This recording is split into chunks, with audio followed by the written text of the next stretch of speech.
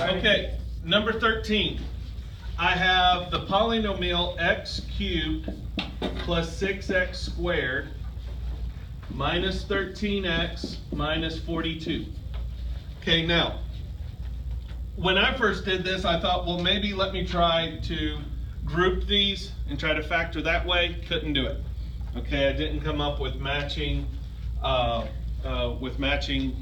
parentheses. So I'm going to have to solve this by synthetic division. Now, whenever you see solutions in a polynomial this long, okay, think of, I've got to use synthetic division. Now, whenever a number is a solution for this, okay, what is my remainder going to be? Come on, guys, up here, up here. What is my remainder going to be whenever I have a solution that works? Zero. Okay, now, the possible ones that I have are -7 and 7, -3 and 3, -2 and 2. Okay, now, these are my solutions. In the box right here goes my solution. Now, I'm going to start with -7. Now, what's going to be along my top row right here? What's going to be in the top row? Where do I pull my numbers from? 1 and 6 and -13 and very good. Thank you. Okay, so what do I do with my first number? Bring it down, goes down. So it's 1. 1 times -7, -7, that's -1. -1 times 7 is 7, that's going to be -6. -6 times -7, positive 42, and I'm left with 0. Okay, so I know that -7 is a solution. Okay, so that allows me to remove D.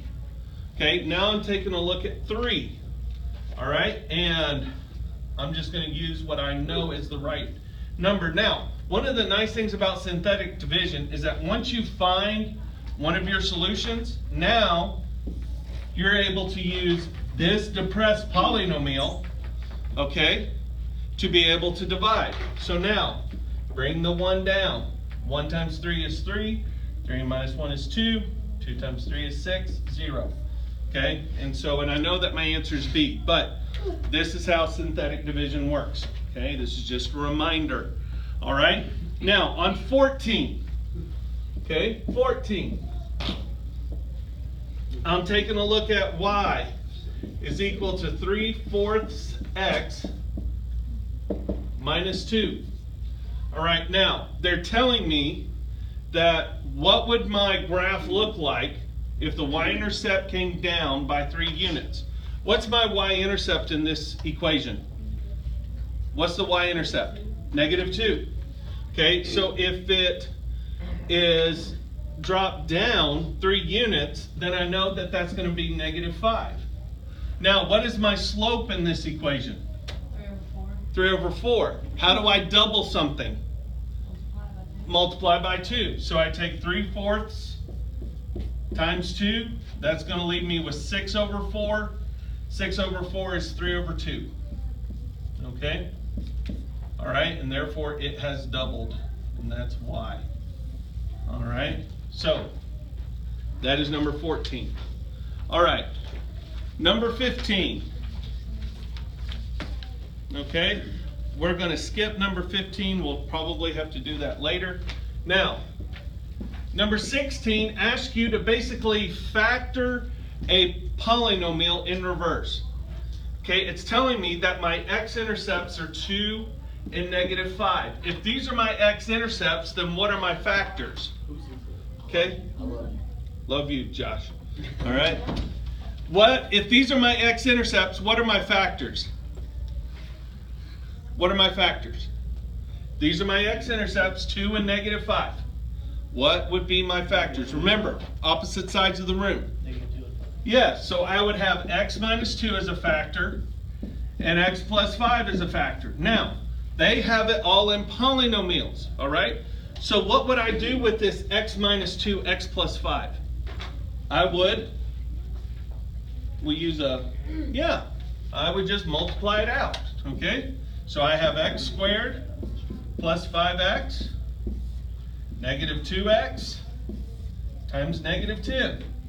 Combine my like terms, And I have x squared plus 3x minus 10. All right. That is 16. 17. What is the point of intersection? I can't imagine this being on the non-calculator portion of your EOC. So what I'm thinking is this is going to be in the calculator part. All right, and when you put both of these in, you realize that where they intersect is 0 and 1. Okay, where x is 0, y is 1. All right, because anything taken to the 0 power is 1. All right, 18. All right, they're just asking us to factor.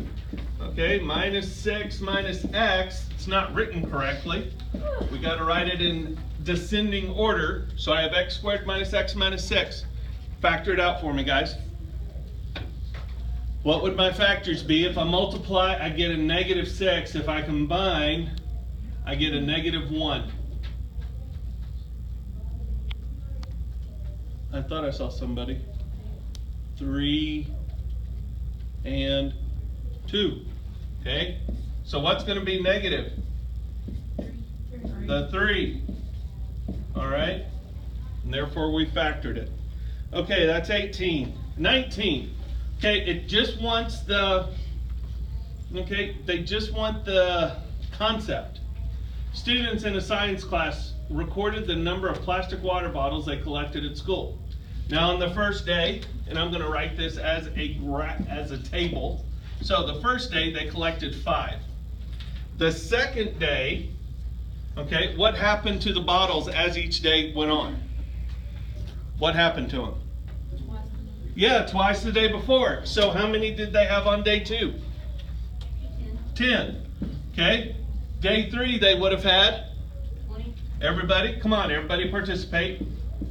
On the 4th day they would have had everybody 40. Thank you. Okay, on the 5th day 80. Now, what's happening to my y values here? Yes, it's doubling. It's increasing very quickly. All right, and so it's on a trajectory like that. This is an exponential. All right, whenever your numbers climb very quickly, it's exponential. Now, when Jacob Sailors, okay, runs a fake jet sweep and he turns into the quarterback. I don't know what the heck. All right, when he throws the ball, what does that make? An absolute value, an exponential, a quadratic, or linear? Does he throw it and it never comes back down? No, it comes back down. All right. Is it exponential to where it basically he rockets it into the universe and it's never seen again? Even though he's got the muscles for it, he has to kind of tone down. All right. What type of graph would it look like? Does it make? Yeah, because it makes kind of that form right there, and it's quadratic. All right. Then on number 20, again, I can't imagine this being on the non-calculator part, but you never know. If I put this in my calculator to where f of x is equal to the square root of x, if I were to put on the other side f of x is equal to the square root of negative x, this is what it would look like. What is my line of reflection? What's my line of reflection? Somebody said it. The y-axis. Okay, it's right here. To where it reflects, it looks the same on both sides. Okay? And then how much time do I have there, Jacob? What's my time? 9 minutes, 30 okay, seconds. All right. Okay, we'll do one last easy one. Okay.